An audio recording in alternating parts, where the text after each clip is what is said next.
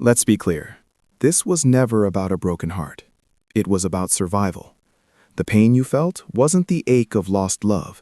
It was the slow, creeping sickness of being exposed to poison. You have to remember that.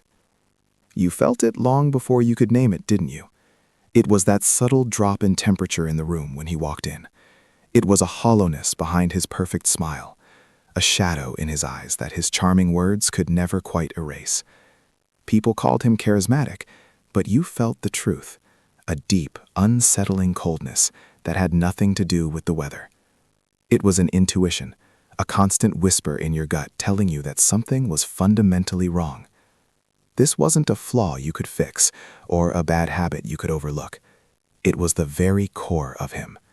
It was the selfishness that masqueraded as ambition, the casual lies that dripped from his tongue so smoothly you almost believed them, the way he betrayed small trusts until you realized there was nothing left to betray. You weren't grieving the end of a relationship. You were purging a toxin from your system. You were escaping the quiet decay of his soul, a rot you could feel in the silence between his words and the emptiness of his touch. You knew his soul was tainted long before the world could smell it. That was the poison you were escaping, the deep spiritual sickness you felt in his presence. Then, the universe began to collect its debt in the most literal way. His moral decay started to seep from his pores, a faint, sour stench of something old and spoiled, a smell that no amount of expensive cologne or meticulous hygiene could ever mask.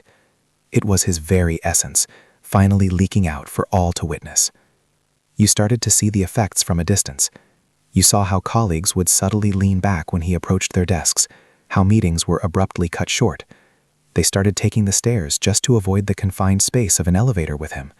His oldest friends began to flake on plans, their excuses becoming more and more transparent. You saw him once across a crowded bar, a perfect, lonely island.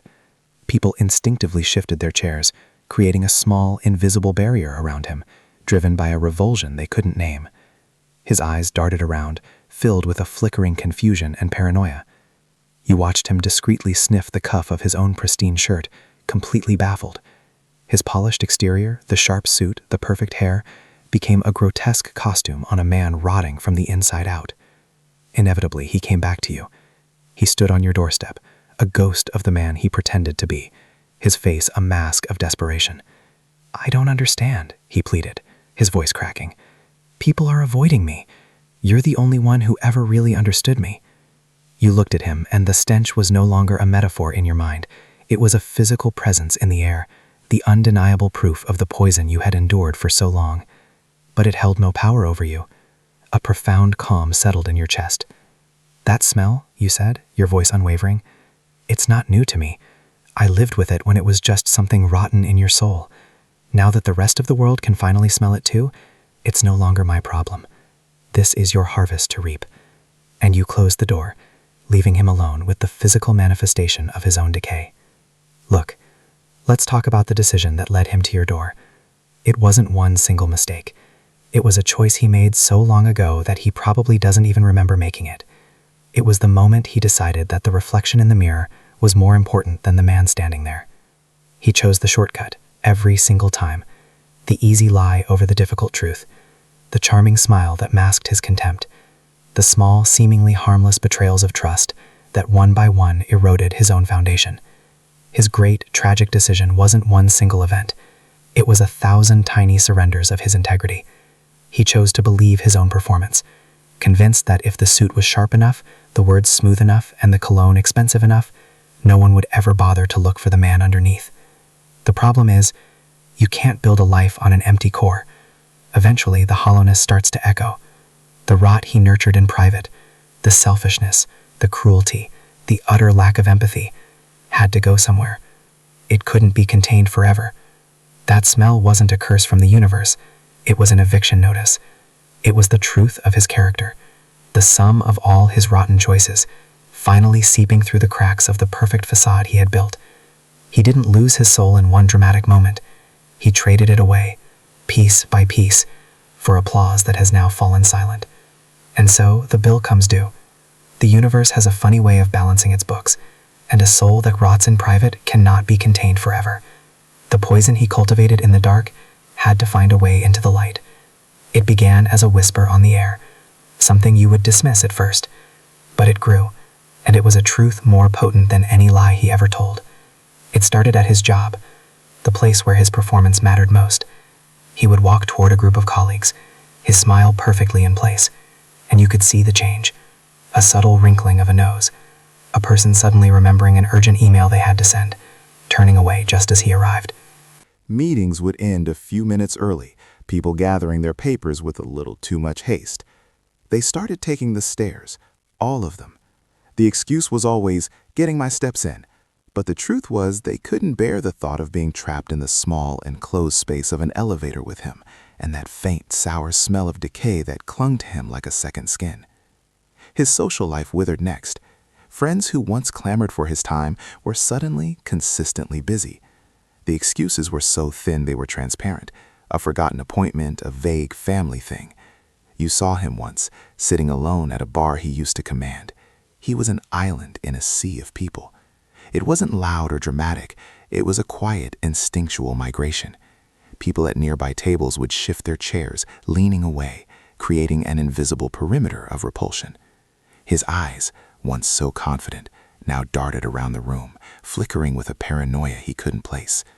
He was immaculate, a grotesque contradiction, but you watched as he, thinking no one was looking, lifted the cuff of his sleeve to his nose and sniffed, his expression a mask of pure, frustrated confusion.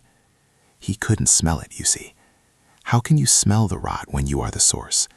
He was a perfectly polished apple, shiny and red on the outside, but teeming with worms and decay at the core. The world wasn't rejecting his cologne or his suit. It was recoiling from the truth of him, the spiritual sickness that was now so potent it had become a physical presence. The loneliness you saw on his face wasn't a tragedy. It was a harvest. It was the simple, unavoidable consequence of a man finally forced to live in the atmosphere he created. You must understand, the ache you carried was never about a broken heart. It was the cellular exhaustion of being a filter for someone else's poison. You felt the sickness in him long before it became a physical truth, a primal intuition that something at his core was fundamentally spoiled. It was there in the hollowness behind his charming words, the unsettling coldness in a room he occupied, a spiritual darkness that no amount of charisma could fully mask. You weren't grieving the loss of a man, you were surviving the exposure to a rot. Then, the universe began to balance its accounts. The moral decay he cultivated in the dark started to seep into the light, manifesting in the most literal way. A faint, unmistakable stench of something old and spoiled began to cling to him. It wasn't a matter of hygiene. He was as meticulous as ever, dressed in clean clothes and shrouded in expensive cologne. This was something deeper, the very essence of his corrupted soul leaking out for the world to witness. The fallout was a quiet, creeping plague on his life. At work, the place where his performance had always been flawless, people began to react. You heard about it first, then you saw it. Colleagues would subtly wriggle their noses when he approached, their smiles becoming tight and strained. Someone would suddenly remember an urgent task on the other side of the office just as he joined a conversation. Meetings started ending a few minutes early, attendees gathering their papers with a little too much haste. Then came the most telling sign. They all started taking the stairs. The excuse was always health, getting my steps in. But the truth was a primal revulsion to being trapped in the confined space of an elevator with him and that sour, unsettling odor. His social life withered next. Friends who once orbited him began to drift away, their excuses becoming almost transparent in their flimsiness. Dinners were canceled due to forgotten appointments. Weekend plans were derailed by vague family matters. You saw him once, sitting alone at a bar he used to command. He was a perfect, lonely island. The people at the tables nearest to him had instinctively shifted their chairs, creating an invisible perimeter of repulsion. His eyes, once filled with unwavering confidence, now darted around the room, flickering with a paranoia he couldn't name. He was immaculate, a grotesque contradiction in his sharp suit and with his perfect hair. Then, thinking no one was looking, he lifted the cuff of his own pristine shirt to his nose and sniffed, his expression a mask of pure, frustrated confusion. He couldn't smell it. He was the source. Inevitably, when every other door had closed, he ended up at yours. Shunned by a world that was finally recoiling what is truth, he stood there looking desperate, a ghost of the man he pretended to be. He wasn't there for love. He was there for a diagnosis. "I don't understand," he pleaded, his voice cracking under the strain of his own confusion. "People are acting so weird around me. You're the only one who ever really understood me." You looked at him, and for the first time, the stench wasn't just a metaphor in your mind. It was a physical presence in the air, the undeniable proof of the poison you had endured for so long. but it held no power over you. A profound calm settled in your chest, the quiet strength of a survivor. "That smell," you said, your voice unwavering and clear. "It's not new to me. I lived with it when it was just something rotten in your soul. Now that the rest of the world can finally smell it too, it's no longer my problem." This is your harvest to reap. And you closed the door, not with a slam of anger, but with the quiet finality of leaving him alone with the physical manifestation of his own decay. After you closed that door, the silence that followed became his new reality. The fall wasn't a loud, traumatic crash. It was a quiet, relentless sinking. You don't see him anymore, not really, but you hear things, and sometimes, from a distance, you catch a glimpse of the man he has become. The first sign is his face. The polished, predatory mask he wore has crumbled away, not from age, but from exhaustion. His face is perpetually tired now, etched with the fine lines of a low-grade, constant anxiety. His eyes, once sharp and calculating, are now dull and evasive. They don't search for targets anymore. They scan for threats, for the subtle wrinkle of a nose or the first hint of someone turning away. The charisma that once captivated a room has been replaced by a deep, hollow weariness. It's the look of a man who has spent too many nights alone, wondering why the world has declared him contaminated. His behavior has changed too. He, who once commanded the center of every room, now skirts the edges. He walks with a slight stoop, as if trying to make himself smaller, less noticeable. He has become a ghost in his own life, a master of avoiding contact. He takes his coffee to go, never lingering. He lets elevators close without getting in if someone else is already there. He flinches from casual touch, not out of aversion to others, but because he has been conditioned to expect their recoil. He has learned that human proximity is a risk he can no longer afford, a game he will always lose. And his environment reflects this. His apartment, once a stage for his performance, is now a sterile, silent fortress. It is obsessively clean, you hear, a desperate battle fought with bleach and air fresheners against an enemy that lives within his own skin. The expensive furniture sits untouched, the phone never rings. The vibrant social life has been replaced by the cold glow of a television screen. The coldness you once felt in his soul has now solidified, becoming the very atmosphere of the rooms he inhabits. He is living in the physical manifestation of his own isolation, a prisoner in a life he meticulously built but can no longer stand to live. And now you have to understand the most important part, the peace that followed. It wasn't a loud celebration or a dramatic victory. It was a quiet, profound stillness. It was the simple, beautiful absence of him. The full stop wasn't the day you closed the door. It was every single morning after that when you woke up and the first thing you felt wasn't a knot of anxiety in your stomach. Your life didn't magically become perfect. That's not how this works, but it became yours again. You started noticing the small things that his presence had overshadowed. The way the morning sun hits your kitchen floor. The genuine taste of your coffee, no longer soured by a looming dread. The sound of your own breathing, steady and calm. You reclaimed the quiet spaces of your life that he had contaminated with his spiritual noise. The silence in your home was no longer a sign of his displeasure. It was simply peace. You don't think about him, not in the way you used to. He is no longer an open wound or an active threat. He is a scar, and a scar is just a story that is over. Occasionally you hear a whisper about him from a mutual acquaintance, that he lost his job, that he moved to a smaller apartment, that he is rarely seen. But it lands on you like news from a foreign country you have no plans to visit.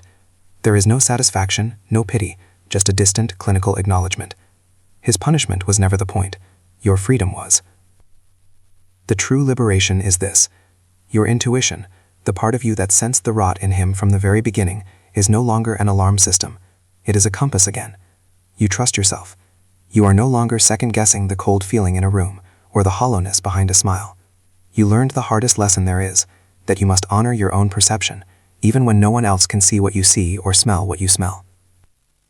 He is still out there, a man haunted by the ghost of his own soul, forever trying to scrub away a stain that is on the inside. But his story no longer intersects with yours. You are breathing clean air now, and you have learned that the most powerful thing you can do is not to fight the poison, but to simply walk away, close the door, and choose to live in a world where it can no longer reach you. You have to remember this was never about a broken heart. It was an act of survival. The pain you felt wasn't loss. It was the slow, creeping sickness of prolonged exposure to poison. You sensed it in him long before you could name it, a fundamental coldness that no charming smile could ever warm, a hollowness in his eyes that his smooth words couldn't fill. It was an intuition, a constant whisper in your gut telling you that his soul was tainted. You weren't grieving the end of a relationship. You were purging a toxin, escaping the quiet spiritual decay you felt in the silence between his words and the emptiness of his touch. Then the universe began to balance its accounts, and the rot hivatavik invited and strevet to seep into the light. It manifested in the most literal way, a faint, unmistakable stench of something old and spoiled began to cling to him. It wasn't a problem of hygiene. He was as meticulous as ever, shrouded in expensive cologne. This was deeper, the very essence of his corruption leaking out for the world to witness. The fallout was a quiet, creeping plague. At work, colleagues would subtly wrinkle their noses when he approached. Meetings ended early. People started taking the stairs, their flimsy excuse of getting steps in, barely concealing a primal need to avoid being trapped in an elevator with him. His social life withered next. Friends grew distant, their excuses transparent. You saw him once across a bar, a perfect, lonely island. People instinctively shifted their chairs, creating an invisible barrier of repulsion. His eyes, once so confident, darted around with a flickering paranoia. He was a grotesque contradiction. The sharp suit, the perfect hair, the man rotting from the inside out. Thinking no one was looking, he discreetly sniffed the cuff of his own pristine shirt, his face a mask of pure confusion.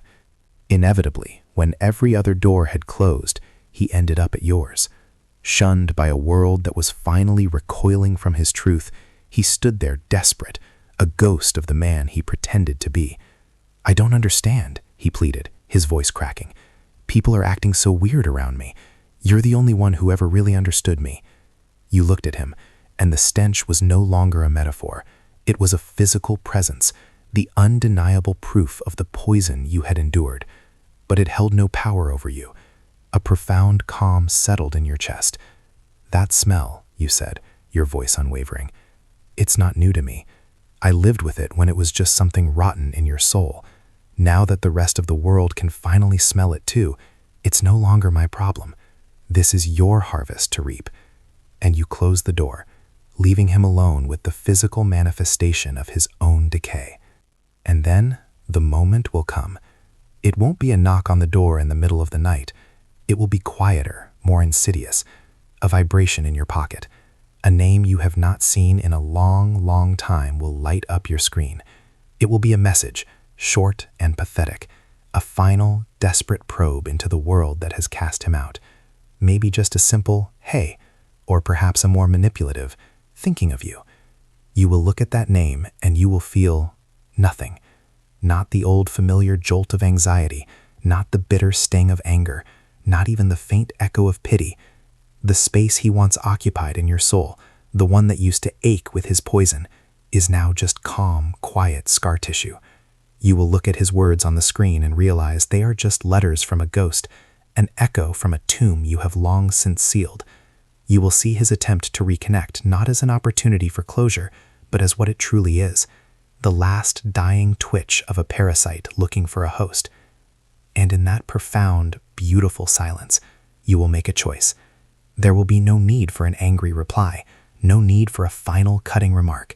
The war is over. You won. You will simply hold your finger over his name, press block, and then you will delete the conversation. It will be an act as simple and as final as turning off a light in a room you never planned to enter again. I am free.